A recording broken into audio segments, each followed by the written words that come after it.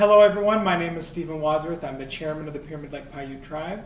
I wanted to take this opportunity to notify all of our members about changes to our upcoming tribal elections. If you were not made aware, this summer we had a secretarial election and our proposed amendments all passed.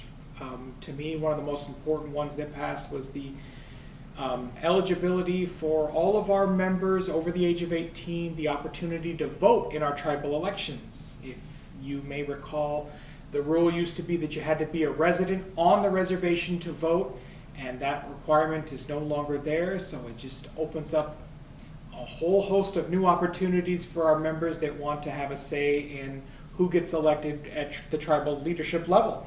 You should have received this notice of election in the mail. This has some very important deadlines that everybody needs to be reminded of. The first being that the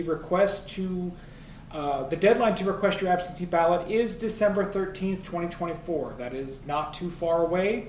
So if you would like to participate, you need to make sure you get your absentee ballot request in. It does look like this. This was also mailed with the form. The next deadline is the deadline to return your absentee ballot, which will be December 27th. Now, everybody needs to understand that is not a postmark date. You need to have your ballots in before the 27th or try to make sure they're delivered on the 27th.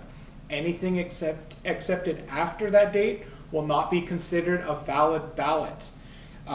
Because our elections are on December 28th, we need to make sure we have everything, all of our absentee ballot requests and ballots in before that date. With that, I know there was some confusion. There was also a return envelope that was attached with this mail out. It does have a New Mexico address. That is the correct address. This company is keeping track of who sends in their absentee ballots, and they will be the ones sending you those ballots after they get your request. Another thing that we need to make sure everybody does, so please spread the word to all your family members, all your fellow tribal members, that have your addresses updated in enrollment. When we did send out this form, we received over 100 back. So if you want to make sure that you have everything updated with enrollment, because any other notices that we send out to the addresses on file, if you're not getting them, you need to make sure it is updated.